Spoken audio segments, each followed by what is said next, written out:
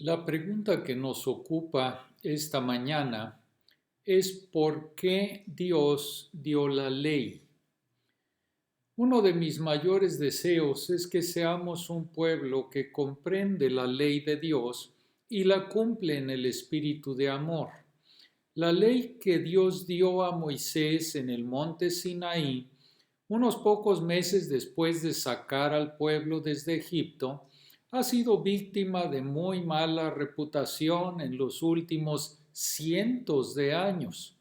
Mi suposición es que hay una gran confusión en nuestras mentes cuando leemos, por un lado, Romanos 6:14, no estáis bajo la ley, sino bajo la gracia.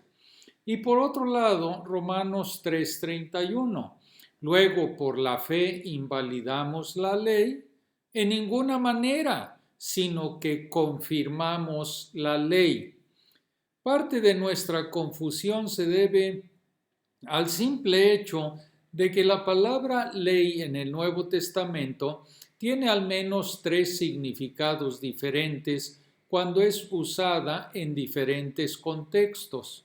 Puede referirse a todo el Antiguo Testamento, como en Romanos el capítulo 3, el versículo 19, pero sabemos que todo lo que la ley dice, lo dice a los que están bajo la ley, para que toda boca se cierre y todo el mundo quede bajo el juicio de Dios. Las citas precedentes de este versículo provienen de los Salmos y de los profetas. Puede referirse también a parte del Antiguo Testamento, como cuando el Señor Jesucristo dice: no penséis que he venido para abolir la ley o los profetas. Específicamente puede referirse a parte del Antiguo Testamento escrito por Moisés, los primeros 5 libros de la Biblia, llamados la Torá. Por ejemplo, Jesús dijo en Lucas 24:44, esto es lo que yo os decía, que era necesario que se cumpliera todo lo que sobre mí está escrito en la ley de Moisés, en los profetas y en los salmos. El tercer significado del término ley no es una parte diferente del Antiguo Testamento, sino el Antiguo Testamento entendido de un modo diferente. En unos momentos veremos cuántos en Israel torcieron la ley mosaica en legalismo, es decir, ellos le cortaron su fundamento de fe, fracasaron en enfatizar la dependencia en el Espíritu y además convirtieron los mandamientos en una descripción de trabajo sobre cómo ganar el sueldo de la salvación. Eso es legalismo, pero no hay una palabra griega para legalismo. Así que cuando Pablo quiso referirse a esta distorsión de la ley mosaica, a menudo usó la frase obras de la ley. Por ejemplo, Romanos 3:20, Gálatas 2:16. Pero algunas veces solo usó la palabra ley, como cuando dijo, no estáis bajo la ley, sino bajo la gracia. Veremos que esto no significa ustedes no tienen que guardar la ley, significa que no están cargados de ella como de una descripción laboral acerca de cómo ganar el sueldo de la salvación. Por tanto, cada vez que lees la palabra ley en el Nuevo Testamento, pregúntate, ¿se refiere al Antiguo Testamento, a los escritos de Moisés o a la distorsión legalista de la enseñanza de Moisés? Así no daremos tanta mala fama a la ley mosaica, cuando realmente quien debería recibir mala fama es la distorsión legalista de la ley. Lo que me gustaría hacer en esta mañana es vindicar a Moisés de la acusación común de que él enseñó un camino diferente de salvación y santificación que el del Nuevo Testamento. El Nuevo Testamento dice, por gracia sois salvos por medio de la fe, no por obras para que nadie se gloríe. Efesios 2, 8 y 9. Ahora, sé que difícilmente alguien dice que Dios salvó de un modo diferente a como lo hace hoy a las personas del Antiguo Testamento. Pero muchos maestros bíblicos dicen o implican que la ley de Moisés ofrece un camino de salvación diferente al ofrecido por el Evangelio. Es decir, casi todos están de acuerdo en que cualquiera que fuera justificado en el Antiguo Testamento era justificado por gracia mediante la fe, era por un don de Dios.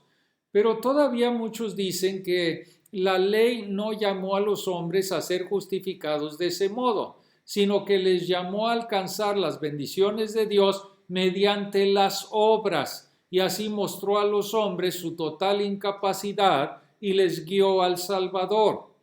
O para decirlo de otro modo, muchos maestros bíblicos argumentarán que el pacto mosaico hecho con Israel en el monte Sinaí es fundamentalmente diferente al pacto con Abraham hecho anteriormente y al pacto del Nuevo Testamento establecido en el Calvario bajo el que vivimos en la actualidad. La diferencia, dicen, es en el pacto abrámico y en el nuevo pacto la salvación se promete libremente para ser recibida por fe sin las obras de la ley. Pero bajo el pacto mosaico, la salvación o la bendición de Dios no es ofrecida libremente por fe, sino como recompensa por las obras de la ley. Como solo las obras perfectas pueden merecer la salvación de un Dios perfectamente santo y nadie puede lograrlas, la ley simplemente nos hace conscientes de nuestro pecado y miseria y pronuncia nuestra condenación. Esta es probablemente la perspectiva más popular de la ley mosaica en la iglesia actual y está errada. Hace que Moisés sea un fariseo legalista, convierte a la Torá en la misma herejía que Pablo condenó en Galacia. Y lo peor de todo, hace que Dios sea su propio enemigo, ordenando que el pueblo trate de merecer su bendición y así se exalte a sí mismo en lugar de descansar en la misericordia todo suficiente de Dios y así exaltarle a él. Quiero tratar de vindicar a Moisés de esta mala interpretación al darles una teología bíblica resumida de la ley. Es un tema inmenso, pero algunas veces si nos esforzamos para que todo quepa en un pequeño bosquejo, podemos ponerlo en una esquina de nuestra mente hasta que vaya creciendo y se convierta en un gran árbol de revelaciones. Esto es lo que haré. Voy a mencionar 5 principios que quiero afirmar y luego voy a regresar y les voy a dar los fundamentos bíblicos y luego lo vamos a resumir de nuevo. Primero, la ley se cumple cuando amamos a nuestro prójimo. Segundo, el amor es la expresión de la auténtica fe salvadora. Tercero, por tanto, la ley no llama a hacer obras meritorias, sino a la obediencia que proviene de la fe. Cuarto, por tanto, debemos obedecer los mandamientos del Antiguo Testamento, así como obedecemos los mandamientos del Nuevo Testamento. Ahora, fíjense en esto, no para alcanzar el favor de Dios, sino porque ya dependemos de la gracia gratuita y confiamos en que sus mandamientos nos van a llevar a un gozo pleno y duradero. Quinto, debiéramos deleitarnos en la ley de Dios, meditar en ella de día y de noche y cantar de su valor a todas las generaciones.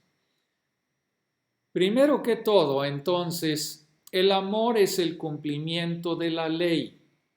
El texto crucial aquí es Romanos capítulo 13, versículos 8 al 10. Romanos 13, versículo 8. La palabra del Señor dice, no debáis a nadie nada, sino el amaros unos a otros, porque el que ama al prójimo ha cumplido la ley. Porque no adulterarás, no matarás, no hurtarás, no dirás falso testimonio, no codiciarás y cualquier otro mandamiento en esta sentencia se resume. Amarás a tu prójimo como a ti mismo.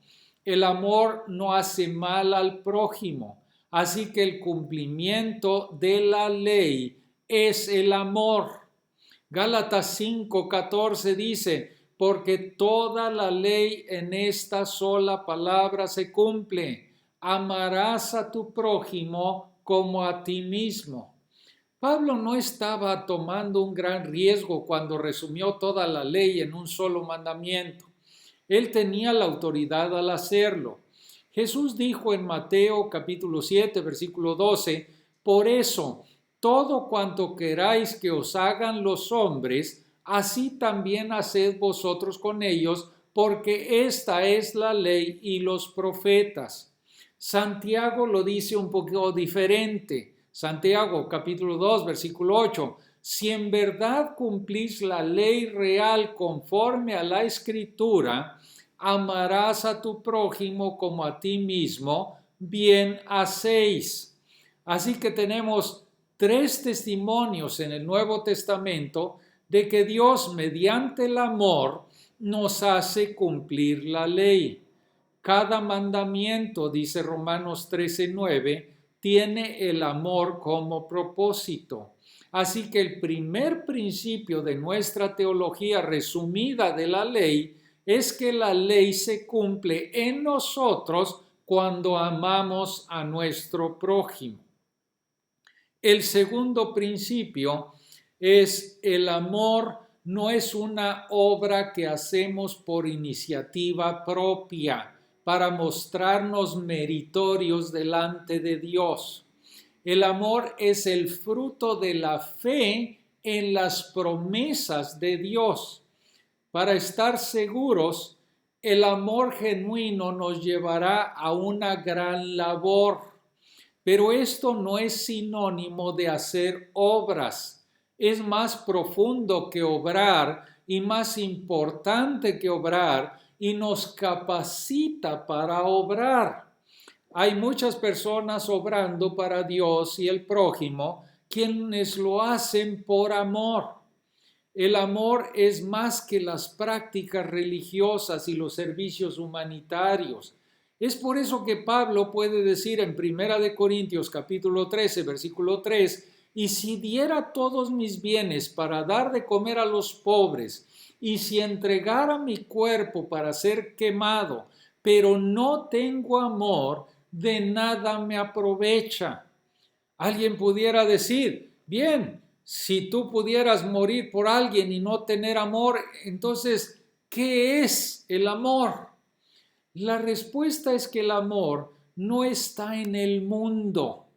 El amor es de Dios, como dice 1 Juan capítulo 4, versículo 7, donde no hay fe uniendo el corazón a Dios, entonces no hay verdadero amor. El amor es la expresión de la genuina fe salvadora. Estos son los pasajes claves. Gálatas capítulo 5, versículo 6. Porque en Cristo Jesús ni la circuncisión ni la incircuncisión significa nada, sino la fe que obra por el amor. El origen del amor es el corazón de fe. Más adelante en Gálatas 5, versículo 22, el amor es llamado el fruto del Espíritu. En otras palabras, es algo que no podemos producir sin la capacitación de Dios. Por tanto, ¿cómo nos convertimos en personas que aman? Gálatas 3, versículo 5 responde, Aquel, pues, que os suministra el Espíritu y hace milagros entre vosotros, ¿lo hace por las obras de la ley o por el oír con fe? La respuesta implícita es por el oír con fe. El camino por el cual el Espíritu viene a nosotros es la fe, creer en el Señor Jesucristo. Y cuando viene el Espíritu a nosotros, el fruto del Espíritu es el amor. Por tanto, el amor es el fruto del Espíritu y la expresión práctica de la fe. En primera de Timoteo, el capítulo 1, el versículo 5, Pablo lo dice de este modo: pues el propósito de este mandamiento es el amor nacido de corazón limpio y de buena conciencia y de fe no fingida. El amor es paciente, bondadoso. El amor no es celoso o jactancioso, no es arrogante o rudo, no busca evitar al hermano que difiere, no frunce el ceño, no esparce rumores o habla mal del prójimo, no cierra oídos a las evidencias. Al contrario, el amor se regocija en la verdad y es apacible, gentil, abierto a las razones. El amor mira a las personas a los ojos y comunica la buena voluntad. El amor no hace pucheros, no se autocompadece, no usa un ultimátum para salirse con la suya. Y qué oportunidad tan tremenda tenemos de demostrarnos a nosotros mismos y al mundo de que nuestra paz no está solo fundamentada en la uniformidad. No hace falta gracia cristiana para vivir en paz, donde todos piensan y sienten lo mismo. Y por tanto, el tiempo de controversia en que nos encontramos no es malo. Es una buena ocasión para demostrar si realmente hay gracia entre nosotros o no. Cuando alisto ante mí la demanda del amor, sé lo que debo hacer. Debo apuntalar mi fe con algunas promesas. Promesas como: edificaré mi iglesia y las puertas del Hades no prevalecerán contra ella. Nunca te dejaré ni te desampararé. Isaías 55:10 dice: porque como desciende de los cielos la lluvia y la nieve, y no vuelve allá, sino que riega la tierra, y la hace germinar y producir, y da semilla al que siembra, y pan al que come, así será mi palabra que sale de mi boca. No volverá a mí vacía, sino que hará lo que yo quiero y cumplirá aquello para lo cual la envié, dice Jehová. Cuando tranquilizo mi corazón con estas verdades y obtengo un destello del brillo de Dios y del futuro soberano, entonces puedo amar de nuevo.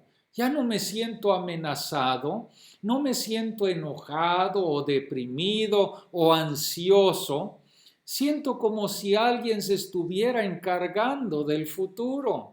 Y si todo en mí está siendo cuidado, entonces se siente natural querer cuidar de ustedes, mirarles a los ojos y sonreír y querer solo el bien para ustedes.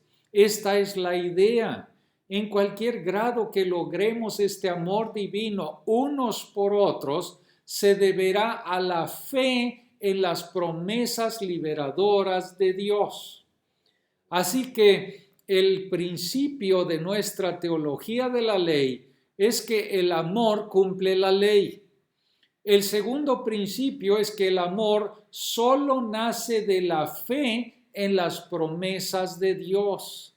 El tercer principio, por tanto, es que la ley no pidió obras meritorias, sino la obediencia que proviene de la fe.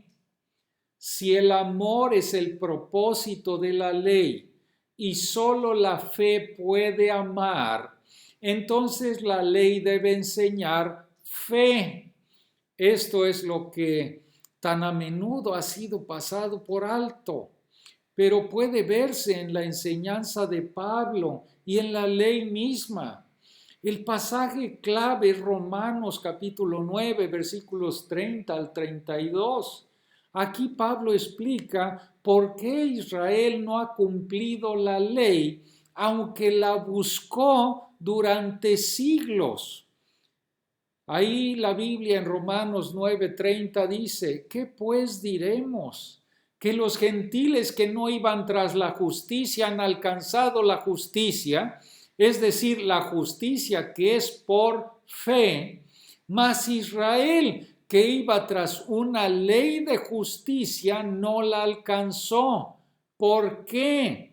Porque iban tras ella, tras la ley de justicia, no por fe, sino como por obras de la ley. Esa pequeña frase, como por o mediante las obras de la ley, es tremendamente importante. Muestra claramente que Pablo no creía que Dios alguna vez tuviera la intención de que la ley se obedeciera mediante las obras. Es decir, si tú tratas de usar la ley como una descripción laboral de cómo alcanzar el favor de Dios, entonces estás haciendo algo a lo que la ley misma se opone. La ley misma está en contra de las obras de la ley. La ley nunca ordenó que alguien tratara de merecerse su salvación.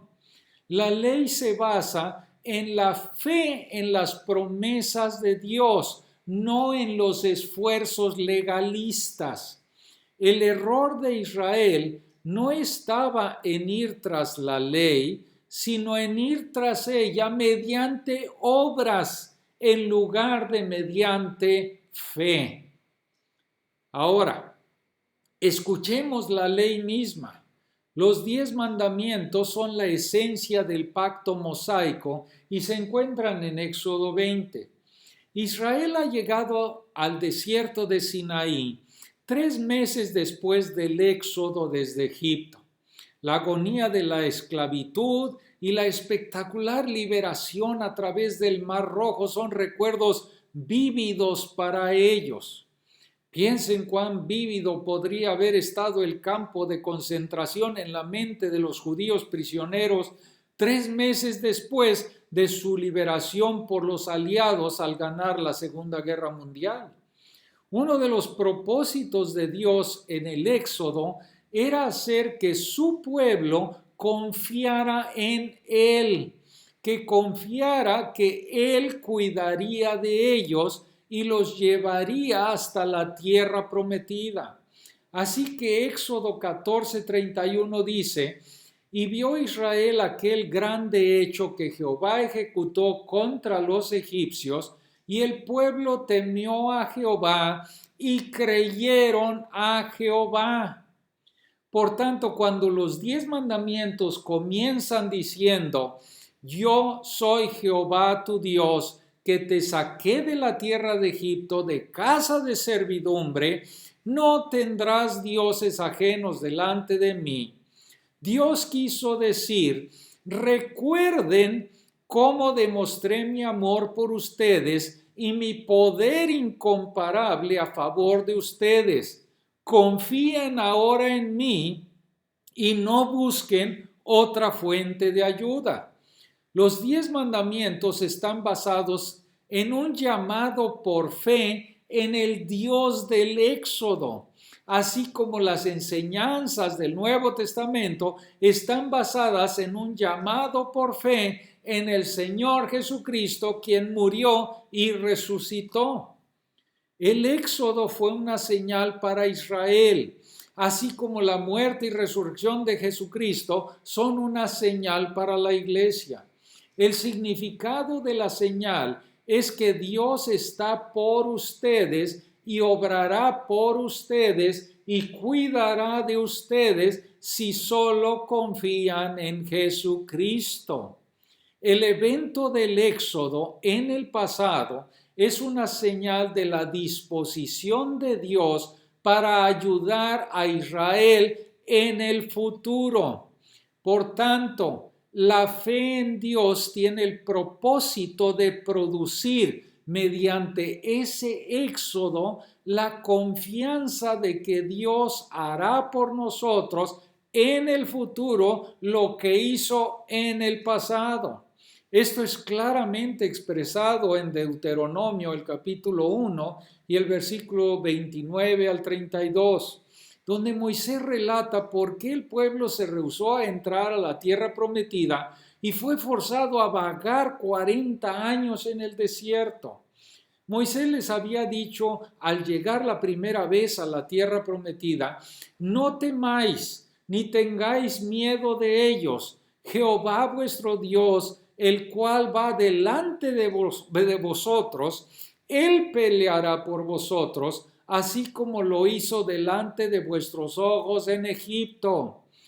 Pero la Biblia dice: pero con todo esto, no creísteis, no confiasteis en Jehová vuestro Dios.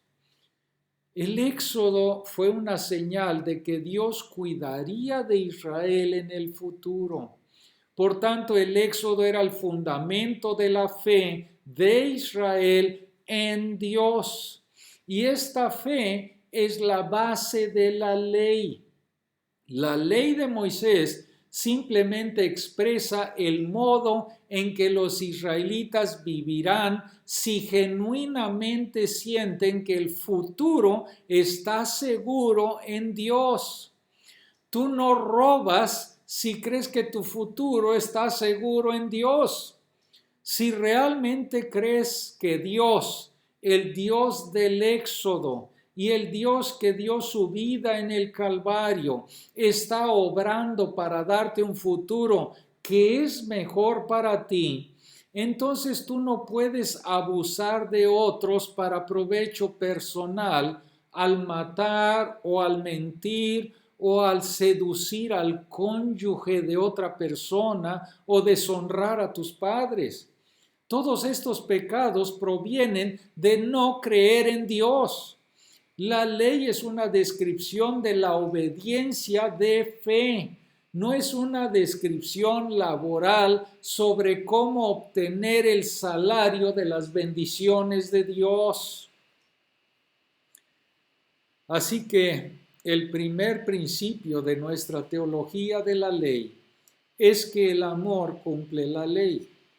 El segundo principio es que el amor es la expresión de la fe.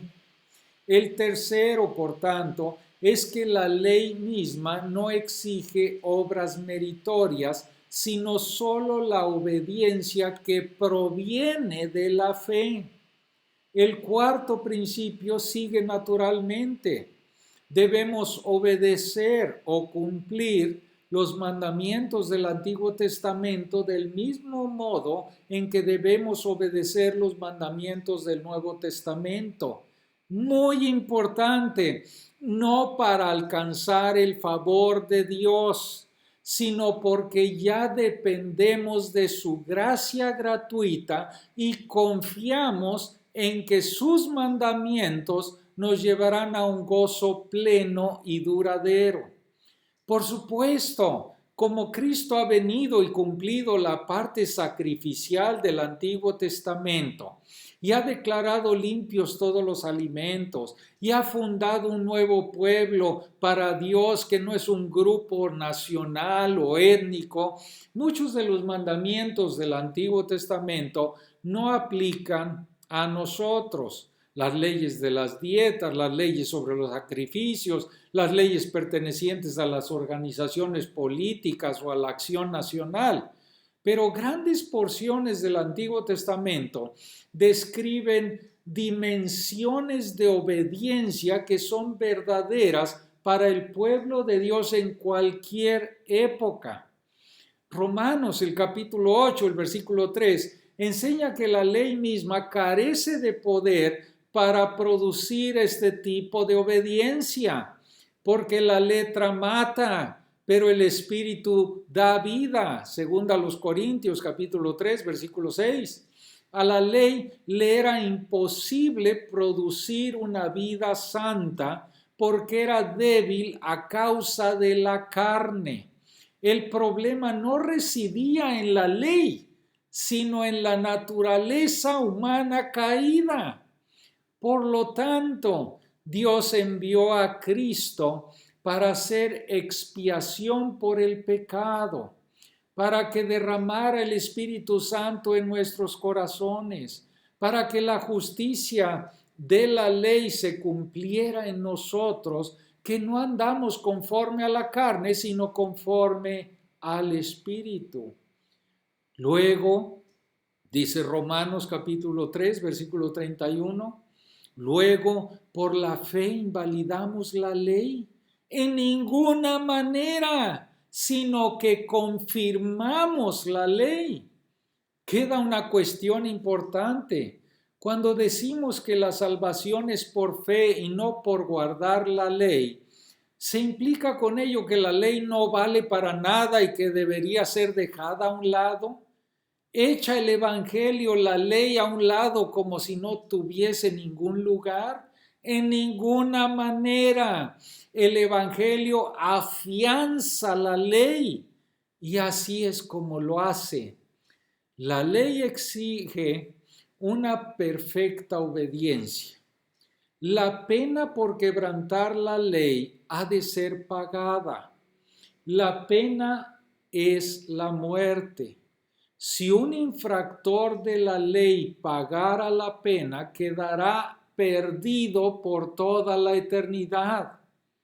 El Evangelio cuenta cómo Cristo murió para pagar la pena de la ley quebrantada. No la trató como algo que tuviese que ser ignorado. Pagó la pena totalmente. Ahora bien, cualquiera que haya quebrantado la ley puede valerse del hecho de que Cristo ha pagado la pena a su favor. De esta manera, el Evangelio de la salvación por la fe mantiene la ley al estar insistiendo que sus exigencias más rigurosas han de ser y han sido para siempre plenamente cumplidas. Así Pablo nos enseña que no debiéramos dejar detrás la ley ni rechazar a la ley por algo más, sino que debiéramos cumplir la ley en el poder del Espíritu Santo mediante la fe que obra por el amor. En conclusión, estos son los principios. Primero, la ley se cumple cuando amamos a nuestro prójimo como a nosotros mismos. Segundo, el amor es la expresión de la auténtica fe salvadora. Tercero, la ley no nos enseña a tratar de producir obras de mérito. Nos enseña que somos pecadores y nos enseña a confiar en el Dios de gracia, a creer en el Señor Jesucristo, quien murió y resucitó, y a vivir por la obediencia de la fe. Cuarto, el pacto mosaico no es fundamental diferente del abrámico, fundamentalmente diferente, o del nuevo pacto, porque debiéramos obedecer los mandamientos de los tres partiendo de la misma motivación, no por ganar el favor de Dios, sino porque ya dependemos de su gracia gratuita y confiamos que sus mandamientos no son gravosos y nos llevarán al gozo pleno y duradero. El último principio, entonces, es que debiéramos deleitarnos en la ley de Dios, meditar en ella de día y de noche. Dice el Salmo 119, 97, Cuánto amo yo tu ley. Todo el día es ella mi meditación. Y debiéramos cantar de su valor a todas las generaciones. La ley de Jehová es perfecta que convierte el alma. El testimonio de Jehová es fiel que hace sabio al sencillo. Los mandamientos de Jehová son rectos que alegran el corazón. El precepto de Jehová es puro que alumbra los ojos. El temor de Jehová es limpio que permanece para siempre. Los juicios de Jehová son verdad, todos justos. Deseables son más que el oro y más que mucho oro afinado, y dulces más que miel y que la que destila del panal. Tu siervo es además amonestado con ellos. En guardarlos hay grande galardón. Sean gratos los dichos de mi boca y la meditación de mi corazón delante de ti, oh Jehová, roca mía y redentor mío. Salmo 19.